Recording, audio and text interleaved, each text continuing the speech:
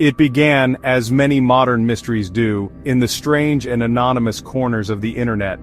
The date was January 4th, 2012. On the infamous online forum 4chan, a place known for its chaos and digital noise, a stark image appeared. It was simple. Black text on a white background, no frills, no explanation, just a message. It read, "Hello, we are looking for highly intelligent individuals. To find them, we have devised a test." It was a bold statement, almost arrogant. Who were we? What was this test? The message was signed with a single cryptic symbol, a cicada. This was the first whisper of Cicada 3301. Most users dismissed it. It was probably a prank, or perhaps a marketing stunt for a new video game. Such things were common in these digital spaces, yet, for a curious few, the message was an irresistible lure. It was a direct challenge thrown into the digital ether. The image itself contained a hidden message, a clue for those with the right kind of eyes. Embedded within the pixels was a cipher, a secret code waiting to be cracked. It was a puzzle box, and the key was knowledge. The journey for those who chose to accept the challenge started right there, with that single, unassuming image. It was the first step into a labyrinth that would soon span the entire globe. The hunt was on. The initial puzzle was a Caesar cipher, a relatively simple substitution code known to ancient Romans. But this was just the first lock on a very complex door. Solving it led to a web address, which in turn led to another image. This new image, a picture of a duck, contained another, more complex puzzle. This puzzle used a technique called steganography, the art of hiding messages in plain sight. An entire book of code, a set of instructions, was concealed within the image file of the duck. It was clear this was no ordinary game. The creators were sophisticated. They were testing for a wide range of skills, not just simple code breaking. This layering of puzzles was deliberate. It was designed to filter out the casual observers, the merely curious. Only the truly dedicated, the ones with a specific and diverse set of skills, could proceed. The puzzles required knowledge of cryptography, literature, art, and philosophy. They demanded persistence. They required a certain kind of mind, one that saw patterns where others saw only chaos. The initial message was not just an invitation, it was a net cast into the vast ocean of the internet. And the people behind Cicada 3301 were waiting to see what strange and brilliant creatures they might catch. The mystery had just begun, and the world was about to take notice. The journey for the codebreakers was a descent into a digital rabbit hole. Each solved puzzle was not an end, but a beginning. It unlocked the next, more complex challenge. After cracking the code hidden within the duck image, solvers found themselves pointed towards a subreddit on the social media site Reddit. The page was filled with lines from a book of Welsh mythology, the Mabinogion. But some of the lines were wrong. They were decoys. The real clues were a series of numbers, a code hidden within the forum's own structure. It was a clever use of the platform itself as part of the puzzle. This was a game where the board was constantly changing. The trail didn't stay in one place for long. The Reddit clues, once deciphered, led to a phone number. This was a significant escalation. The puzzle was bleeding out from the anonymous web into something more tangible. Those brave enough to call the number in Texas, USA, were greeted by a pre-recorded message. A robotic voice spoke. "Very good, you have done well. There are 3 prime numbers associated with the original final.jpg image. 3301 is one of them. You will have to find the other 2. The message then instructed solvers to multiply these 3 numbers together and add a.com to the end to find the next website. The name 3301 was now firmly attached to the mystery. This new website was another test of patience. It featured a countdown timer ticking down to 0. Below it was an image of a cicada. When the timer finally reached its end, the image changed. It now displayed a list of numbers. These were not just random digits, they were GPS coordinates. 14 locations scattered across the globe, from Warsaw to Seoul, Paris to Miami, Sydney to Moscow. The puzzle had escaped the confines of the internet entirely. It had entered the physical world. The test was no longer just about digital skills. Now, it required action. It required someone to physically go to these locations. The transition was jarring and thrilling for those involved. What had started as a solitary exercise in front of a computer screen had become a global scavenger hunt. The we behind Cicada 3301 were not just looking for intellect, they were looking for people of action, willing to take risks. The digital breadcrumbs had led to a real-world quest. The stakes felt higher now. The mystery was deeper. Who would go to these places? What would they find? The global community of solvers held their collective breath, waiting for the first reports from the field. The game was afoot, and it was now being played on the streets of major world cities. The call to action was answered. In cities across the world, people ventured out to the GPS coordinates revealed on the website. They were searching for the next piece of the puzzle. What they found was strangely mundane, yet deeply mysterious. Taped to lampposts and telephone poles were posters. Each poster featured the now familiar cicada image and a QR code, a type of scannable barcode. The message was clear. The hunt was real. This wasn't an elaborate online hoax. Someone had physically placed these posters in precise locations across 5 different countries. The scale of the operation was baffling. It suggested a level of organization and resources far beyond that of a simple prankster. Scanning the QR codes on the posters led to yet another layer of the enigma. Each code linked to another image, which in turn contained another hidden message. This time, the clues pointed towards literary works. One puzzle referenced a poem, Agrippa, a Book of the Dead, by William Gibson. The poem is famous for being published on a floppy disk that was programmed to erase itself after a single reading. This choice of reference was telling. It spoke of secrecy, of information that was meant to be fleeting and hidden. The creators of the puzzle were not just smart, they were cultured. They seemed to enjoy weaving a web of complex literary and artistic references. The further the solvers went, the more specialized the required knowledge became. The puzzles now involved obscure medieval Welsh poetry, Anglo-Saxon runes, and the writings of occultist Aleister Crowley. It was a dizzying mix of the ancient and the modern. The trail led through hidden messages on the dark web, accessible only through the Tor anonymity network. It was a place known for its secrecy, a digital underworld. This move suggested that the creators valued privacy and security above all else. They were testing for the ability to navigate these hidden corners of the internet, a skill set not possessed by the average person. The puzzle was a filter, and it was becoming finer and finer with each stage. For the community of solvers, this was both exhilarating and frustrating. The challenges were so diverse that no single person could solve them alone. They were forced to collaborate. Experts in cryptography worked with literary scholars. Programmers teamed up with linguists. People on the ground in different cities shared photos of the posters. A global, decentralized team had formed organically, united by a common goal: to unravel the mystery of Cicada 3301. They were a collective intelligence, a hive mind working to crack a puzzle that seemed to have been designed by a similar but far more shadowy organization. The world was their puzzle board, and they were playing a game against a ghost. The sheer complexity of the Cicada 3301 puzzles made one thing very clear: no single individual could solve them. The challenges were too varied, demanding expertise in too many different fields. This difficulty gave birth to something remarkable. A spontaneous global community of codebreakers emerged from the chaos. They gathered in online forums, on Reddit threads, and in dedicated chat rooms. They were a motley crew of programmers, linguists, security experts, artists, and history buffs. They came from all corners of the globe, united by a shared obsession. They were the Cicada solvers, a hive mind dedicated to peeling back the layers of the enigma. This collaboration was the lifeblood of the hunt. When a new puzzle appeared, it would be posted to the community forums. Within minutes, dozens of minds would be working on it. Someone in Sweden might recognize a line of ancient Norse poetry. A student in Japan might identify a specific cryptographic technique. A programmer in Brazil might write a script to test thousands of possible solutions. Information was shared freely and instantly.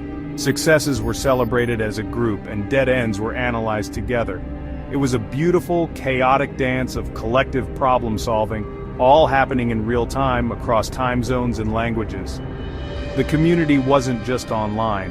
When the posters appeared in physical locations, the collaboration had to bridge the digital and physical worlds. A person in London who couldn't get to the coordinates in Warsaw would rely on a fellow solver in Poland to go there, take a picture, and share it with the group. This created a strange kind of trust among strangers. They were all part of the same secret mission, even if they didn't know who they were working with.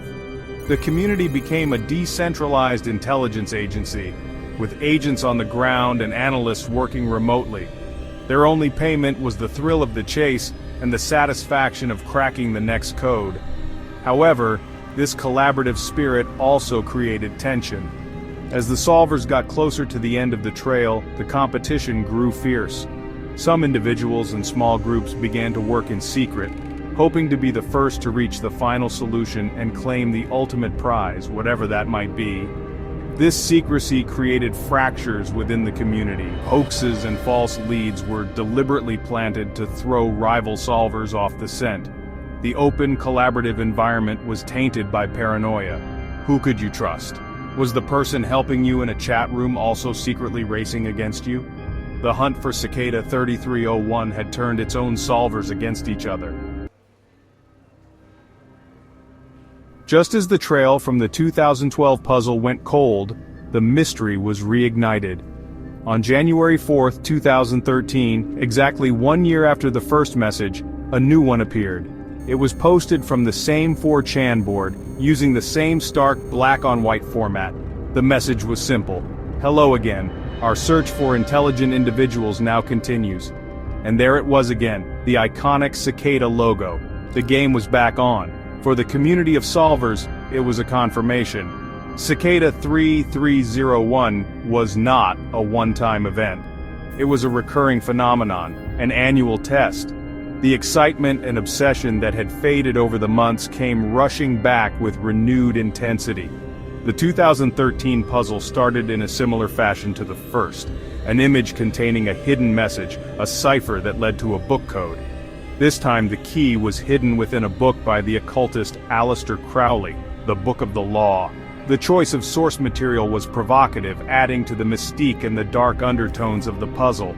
From there the trail once again expanded. It led to a sound file, a piece of music composed by the puzzle's creators. Hidden within the audio spectrogram was another image, another clue. The technical sophistication seemed to have increased. Cicada was evolving. This second puzzle was, by all accounts, even more difficult and complex than the first. It required an even broader range of skills. There were more references to philosophy, spirituality, and dark literature. The trail once again led to the physical world, with new posters appearing in a new set of cities across the United States, Europe, and Asia. It also led solvers deep into the dark web, to hidden services that required advanced knowledge of network security to access. It was as if Cicada 3301 had analyzed the performance of the solvers from the first round and had tailored the new test to be even more challenging, to push the brightest minds even further. The return of Cicada 3301 solidified its status as a modern legend. The story spread far beyond the niche online communities where it began.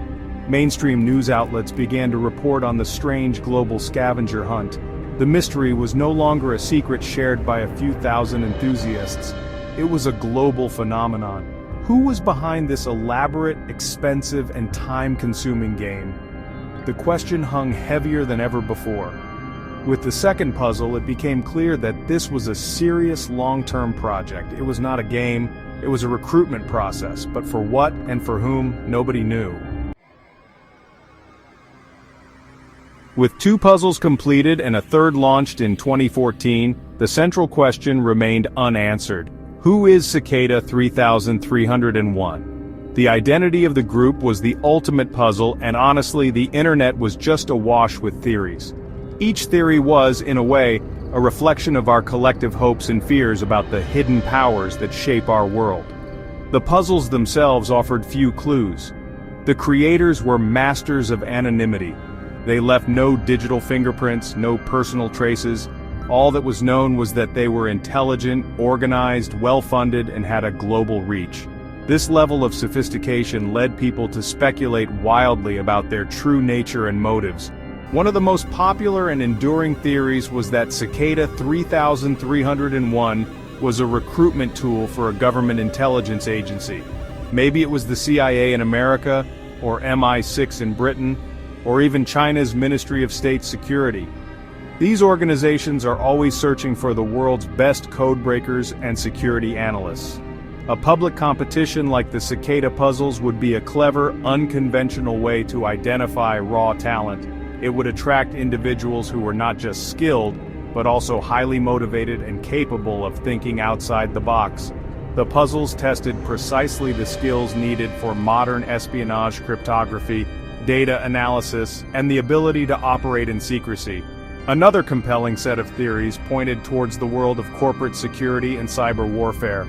Perhaps Cicada 3301 was a private think tank or a security firm looking to hire the next generation of hackers and digital defenders.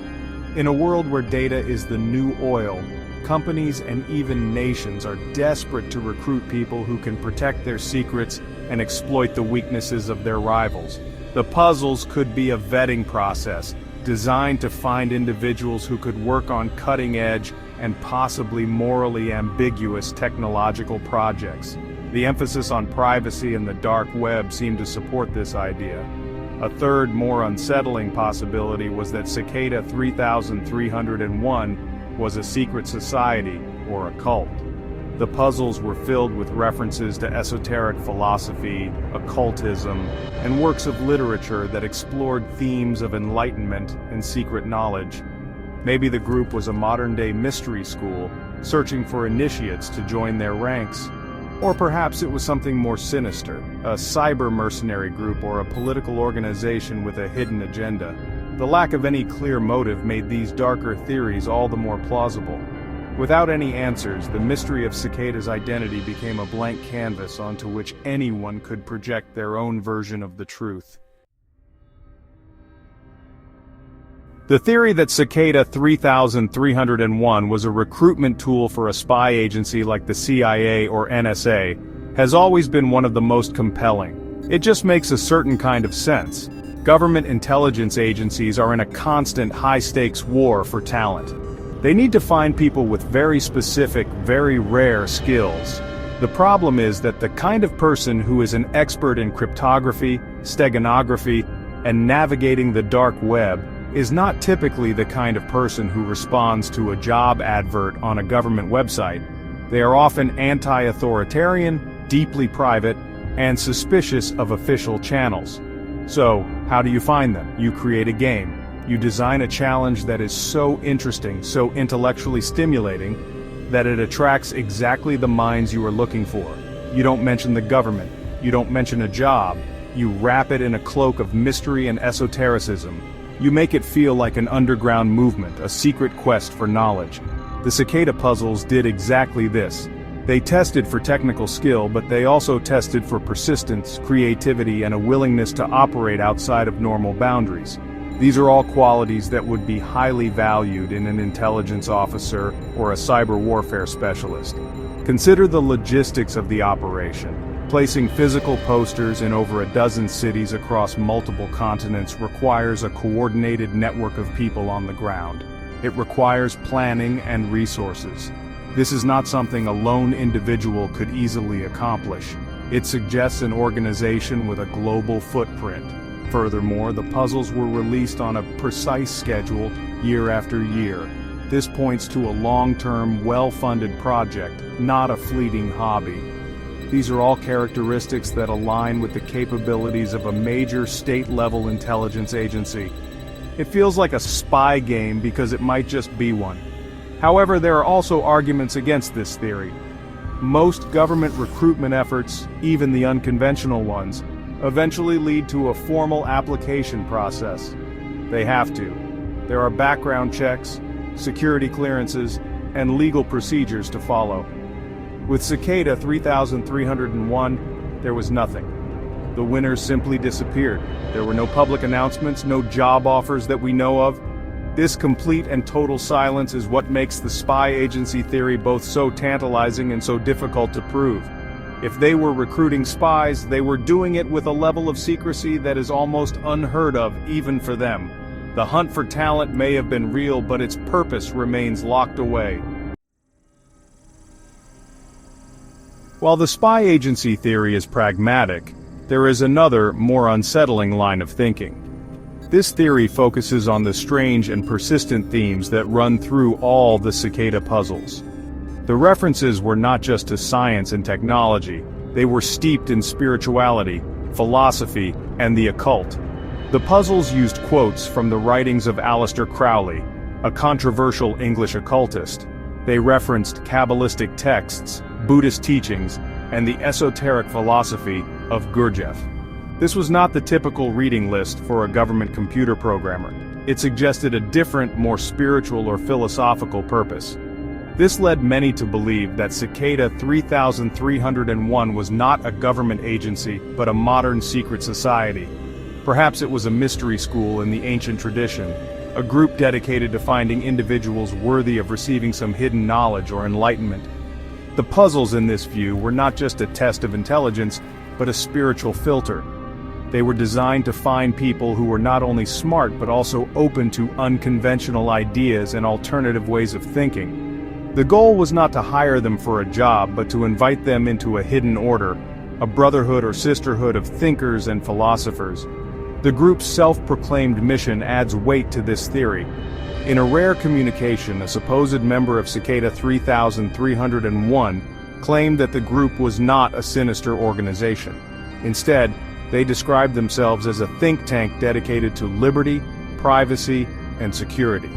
They claimed to be activists working to advance these ideals through the development of new technologies. This paints a picture of a group of idealists, almost utopian in their goals. They are not spies or cultists, but intellectual revolutionaries searching for like-minded individuals to join their cause and help them change the world from the shadows. Yet this explanation still feels incomplete. It doesn't fully account for the dark, almost menacing tone of the puzzles. The use of occult imagery and references to the dark web creates an atmosphere of unease. If their goal was simply to promote liberty, why the deep secrecy? Why the intimidating and complex tests? The idea of a secret society is romantic, but it also carries with it a sense of danger. Secret groups, even those with noble intentions, operate outside the bounds of public accountability. Their power is unchecked. The echoes of the occult in the Cicada puzzles serve as a chilling reminder that we know nothing about the true beliefs or ultimate goals of this invisible organization. After the puzzle of 2014, the annual tradition seemed to continue. A new puzzle appeared in 2015, but it was quickly denounced as a fake by a message cryptographically signed by Cicada 3301. Then, in 2016, a new legitimate puzzle was launched. It was the most complex yet, involving a custom-designed software program and a deep dive into esoteric philosophy. The community of solvers once again sprang into action. They worked for weeks, collaborating and competing, slowly piecing together the clues. They were getting close to the end, and then, suddenly, the trail went dead. The final step, the final website, never materialized. This was not like the previous years. Before the puzzles had a clear conclusion. A small number of solvers would reach the end, receive a private message, and then vanish into silence. The community would be left with a sense of completion, knowing that a few had won. But in 2016 there was no conclusion. The puzzle simply stopped, unfinished, and after that there was nothing. No new puzzle in 2017, no message in 2018, nothing. Cicada 3301, the mysterious organization that had captured the imagination of the internet for 5 years, had performed its greatest trick yet. It had vanished without a trace. The silence is perhaps the most unnerving part of the entire story. All the theories, the spy agencies, the secret societies, the corporate recruiters, are left hanging. There is no resolution. The winners of the first few puzzles have never come forward to share their stories. They were instructed to remain silent, and they have obeyed. This complete secrecy is remarkable in the modern age of social media and constant communication. It suggests that whatever they were invited into was compelling enough to ensure their absolute discretion. They disappeared from the community as if they had never existed. Today is July 10th, 2025. More than a decade has passed since the first message appeared on that chaotic forum. The mystery of Cicada 3301 is colder than ever, but it has not been forgotten. It remains a cautionary tale about the hidden structures of power in our digital world. It reminds us that the internet is not just a place for communication and commerce, it is also a wilderness, full of shadows and secrets.